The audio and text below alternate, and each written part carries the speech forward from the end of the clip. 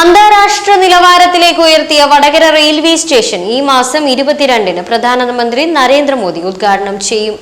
രാവിലെ 10:30-ന് video conference വഴിയാണ് ഉദ്ഘാടനം നടക്കുക.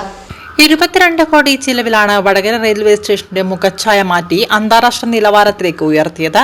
ഒരു വിമാനത്താവളത്തെ വെല്ലുന്ന എല്ലാവിധ സജ്ജീകരണങ്ങളും പുതിയ റെയിൽവേ സ്റ്റേഷനിൽ ഒരുക്കിയിട്ടുണ്ട്.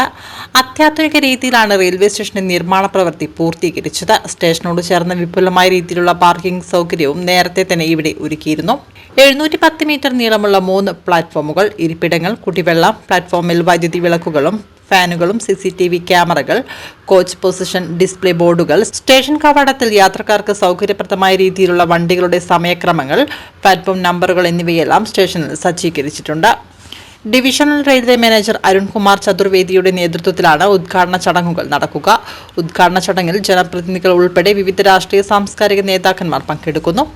Senior divisional personnel officer Siddharth K. Varma, assistant divisional engineering Manoj Kumar KV, assistant divisional communication engineer Bijna, station superintendent TP Manesh, മുൻ സ്റ്റേഷൻ സൂപ്രണ്ട് വത്സലൻ കുനിൽ എന്നിവർ ഉദ്ഘാടന ചടങ്ങുകളുടെ സ്ഥിതിഗതികൾ വിലയിരുത്തി. 22-ാം തീയതി വ്യാഴാഴ്ച 103 അമൃത് ഭാരത് സ്റ്റേഷൻസിലെ ഇനോഗ്രേഷൻ പ്രധാനമന്ത്രി നരേന്ദ്രമോദി വീഡിയോ കോൺഫറൻസ് വഴി ചെയ്യുന്നതായിരിക്കും. അതിൻ്റെ ഭാഗമായി പാലക്കാട് റെയിൽവേ ഡിവിഷൻ്റെ 2 സ്റ്റേഷൻസ് ഇനോഗ്രേഷൻ നടക്കുന്നുണ്ട്, വടകരയും മാഹിയും. അപ്പം വടകര സ്റ്റേഷനിലെ ഇനോഗ്രേഷൻ്റെ ഭാഗമായിട്ട് നമ്മളിന്ന് വടകരയിൽ നിൽക്കുകയാണ്.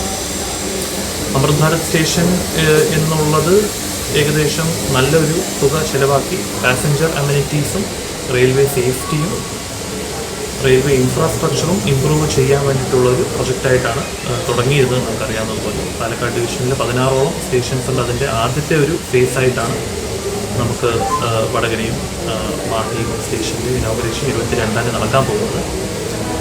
ഈ പരിപാടി വ്യാഴാഴ്ച രാവിലെ ഒരു 9:30ഓളം കൂടി നമ്മൾ തുടങ്ങുന്നതായിരിക്കും.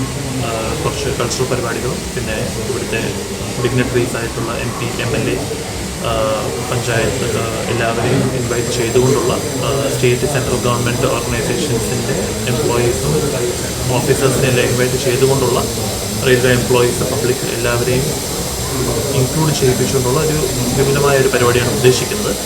ഏകദേശം 10:30 ആകുമ്പോഴത്തേക്കും പ്രധാനമന്ത്രി വീഡിയോ കോൺഫറൻസ് വഴി ഇനോഗ്രേഷൻ നടത്തുന്നതായിരിക്കും. ഈ ഒരു അമൃത് ഭാരത് സ്റ്റേഷനോട് ഉദ്ദേശിക്കുന്നത് പാസഞ്ചർ അമ്യൂണിറ്റിയും റെയിൽ സേഫ്റ്റിയുമാണ്. നമുക്ക് കാണുന്നത് പോലെ